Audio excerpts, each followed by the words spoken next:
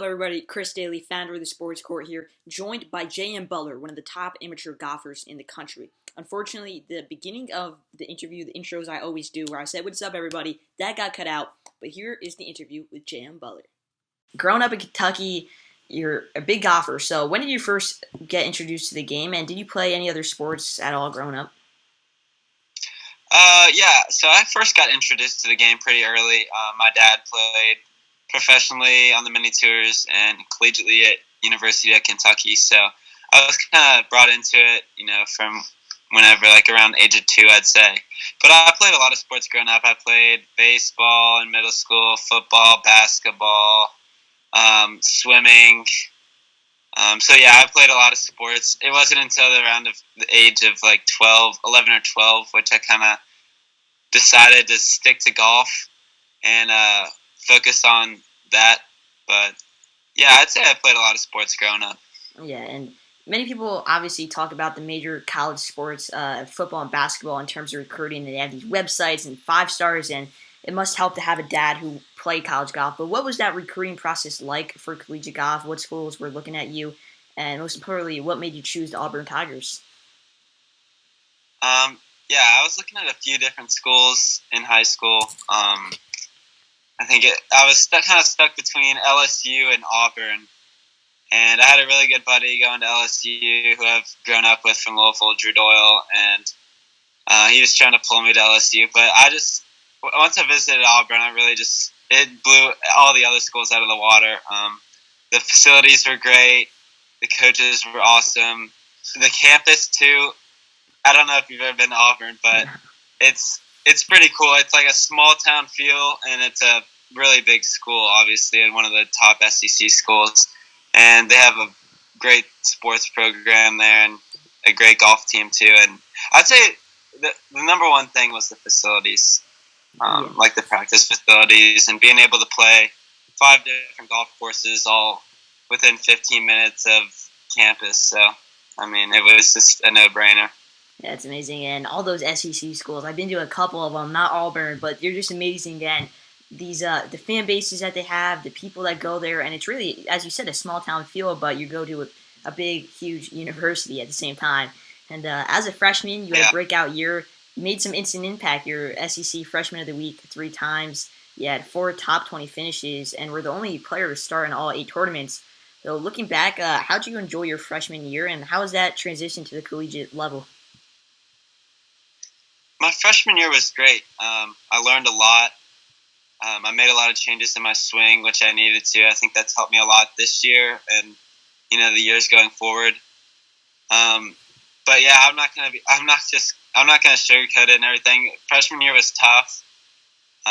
It was a big change from coming out of high school, and now you're playing with the best college players in the nation. So that was tough to adjust, and I think I made the changes last year that I needed to in my game to really give me a chance to, contend with all these guys out here this year. So. Yeah, and off the greens academically, always that transition to freshman year for a lot of college athletes is tough as the academics. So how'd you manage to balance collegiate golf, which is, out of all the sports, is one of the most time-consuming collegiate sports of them all, and also trying to maintain good grades? Yeah, well, we're really lucky to have Allison Batts as our academic advisor, and she does a great job helping us put together a schedule that fits around, when we want to practice, when our team practices are. So Allison's a big help in that aspect. And then just time management is the most important thing when you're a student athlete. It's trying to keep your grades up and perform at the highest level. Being able to organize your time and surround yourself with people that are like-minded, I'd say that made it a lot easier for me last year, especially coming in as a freshman. Yeah, and this season now as a sophomore, you had yet another breakout year. You won the Marriage Invitational. You shot 17 under, which is the lowest 54-hole score in Auburn history.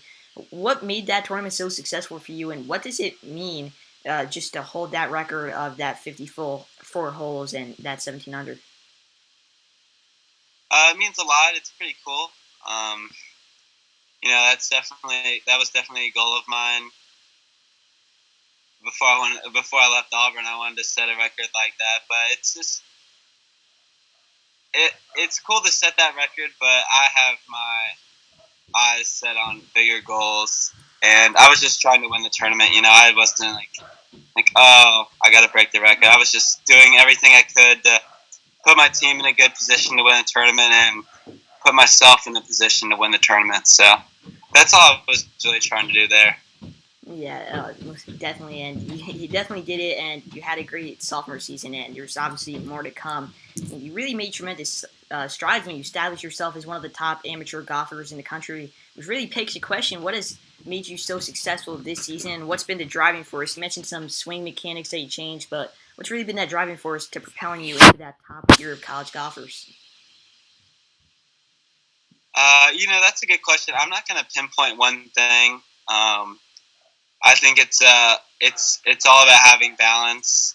Working hard, time management, and being happy off the course is a very important thing that I've learned too. You can't all be golf. You have to have other things, outside influences, external factors bringing you happiness. And if it's just golf that's bringing you happiness, and other aspects of your life can struggle, and even your golf can struggle. So I wouldn't pinpoint one thing. It's just a formulation of a whole lot of different things. Yeah, definitely. And I love watching PGA. I'm a big fan of Bryson DeChambeau, and sometimes I feel like it just because he responded to my DM, and I know a lot of people hate him, but one time he responded to my DM years ago, and ever since then I've been a fan.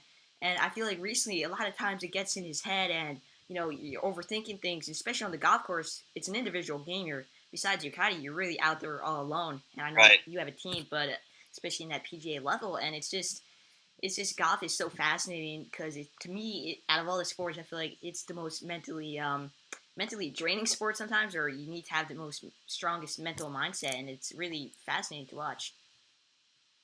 Yeah, you're 100% there. Yeah. So, what are your expectations for the next season with Auburn? And then Tucker really mentioned a couple stories before you hopped on here, but what are your golf goals as a career and taking that to the professional level?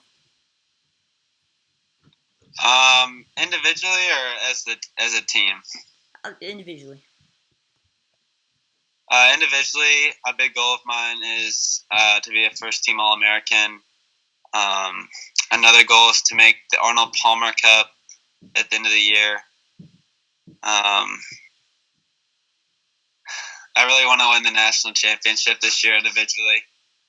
I hate putting one tournament as a big goal, but that is a big goal of mine, and I'll be ready when the time comes. Yeah, well, it's a good goal to have. And then I have a lot of team goals, so as well.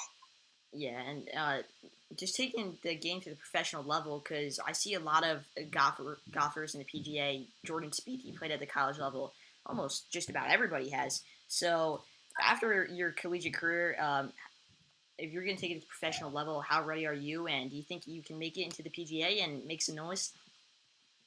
Yeah, I'm ready to make some noise. I'm focused on what I'm gonna do at Auburn over the next 2.5 years, but after that, I'll have my eyes set on frying some bigger fish. So yeah, that's a good way to put it there. And who's the best golfer you've ever played against? You mentioned you played against a lot of great college guys, and you see a lot of them. And I see a lot of amateurs. I first found DeChambeau when he was an amateur at the Masters in 2016. So who's the best you've ever played against? The best I've ever played against.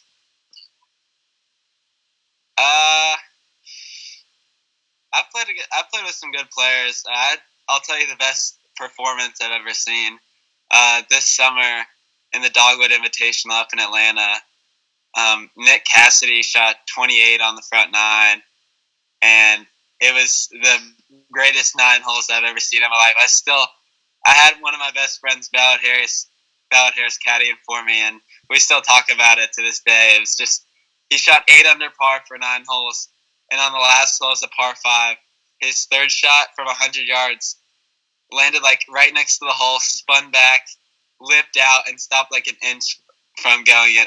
And he tapped in for a 28, and I was just like, oh my gosh, like I've never seen anything like that. It was crazy. So I don't know who the best player is, but whenever someone asks me the best performance I've seen, it would have to be that 9 holes that Nick Cassidy played.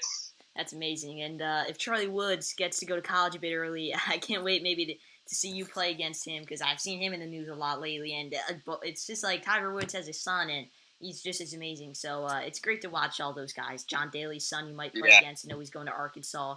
That's in the SEC right there. In terms of college athletics, the NIL deals now are flowing and going out left and right. And with your recent success in the SEC, have you had any NIL deals or any offers? And if you haven't, do you have any companies you would like to work with? So I started working with a company called Swing U. It's a golf performance statistical app, and there's a lot of different stats tracking apps on the golf world right now, and I think Swing U is the best. It's very easy to use. It only takes less than 5 minutes after you round. Just plug your stuff in. It keeps track over time, tells you what you need to work on, has great instructional videos. So I'm working with Swing U. Besides from Swing U, I haven't really signed any other contracts or NLI deals, so I'm still working on that. Yeah, well, they'll be coming for sure. You're only a sophomore, so I feel like as you grow and get into that junior and senior year, I feel like maybe Callaway Golf or somebody TaylorMade's gonna be hitting your line, and we'll see. But James. Well, I do work with Titleist, but they're not giving me any money. They just give me clubs and stuff. So it's still a good deal. I haven't signed an NIL deal with them, but yeah, maybe one. Yeah, well, we'll see. And it's crazy because I'm a big football guy. I'm not sure if you are, but I know Reggie Bush in 2005, he had his Heisman Trophy taken away because he was signing autographs and he was selling them. And then Heisman Trophy is the biggest award you can win in college football in an individual standpoint. And that was stripped away from him. And now at the 2005, I'm pretty sure it was vacant. And now, this day and age, I mean, he could have been making millions of dollars with Gatorade, with Coca-Cola, working with those brands. But this is a different day and age. So, what's your advice to young golfers looking to go the collegiate route and soar up the amateur rankings, just like you have? My advice to young golfers, I'd say the most important thing is just working your ass off every single day. Trying to get better. If you're doing that, you're gonna play collegiate golf. I think you can play any collegiate sport if you just try to work harder than everybody else. You're eventually gonna get there. My mom always says, if you want it bad enough, you might just get it, and I truly believe that. But another piece of advice I would say to young golfers looking to play collegiately is to play in the AJGA tournaments. The AJGA is the American Junior Golf Association. And it's basically this junior golf tour that is dedicated to sending junior golfers and allowing them to play at the collegiate level. And it's got great exposure to competition. The best junior golfers are playing in its tournaments, and there's always college coaches that'll come out and spectate and watch the junior golfers play. So the AJGA is a great way to be exposed to college coaches. Yeah, well, that's good to know. And just to wrap up here, what's a typical day in the life looking like of JM Butler, especially when you're in season playing college golf? In season playing college golf, it's gonna depend around my class schedule, but let's see. If I have classes, we usually have workouts 5:30 in the morning, so I'll go do my workout with the team. We'll all go grab breakfast at the wellness kitchen. I'll go to my classes. Usually they start about around 8 a.m., sometimes 9, depending on the day. And I'll go from 8 to 11 or 9 to 12, somewhere around in there for 3 or 4 hours. And then after that, I just go to the facility. I'm practicing basically the rest of the day. I might grab a bite to eat in between, practicing and playing. But we're practicing basically from when our classes are over until it gets dark, and then we'll go to the wellness kitchen and grab bites to eat and go and do our own thing in our rooms. So yeah, it's pretty rigorous. Practicing / playing probably around 8 hours a day in season. Especially this spring, I'll be practicing around 8 to 10 hours a day. But I love it, like practicing.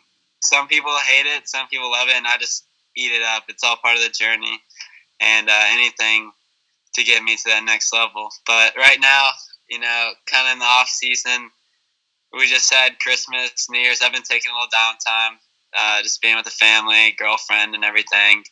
As I said, it snowed like almost 4 inches in Louisville today, so haven't done much. Got my snowsuit on, so been sledding a little bit. Yeah. But not playing much golf right now. Playing and practicing a little bit just to stay fresh, but not doing much. Yeah, well, that's amazing, and I'll go let you have fun, go sled a little, but it's amazing, and when you get to go to Hawaii and the Bahamas to play golf, I think it's all worth it at the end of the day, and I don't think no doubt. Yeah, I don't think any other college sport is traveling as nicely as that. I don't think so. Yeah, well, Bahamas is gonna be sweet. Yeah, well, I really appreciate all your time, JM, and I wish you the best of luck. Yeah, and thanks, Chris. Can't wait to see you in the PGA one day.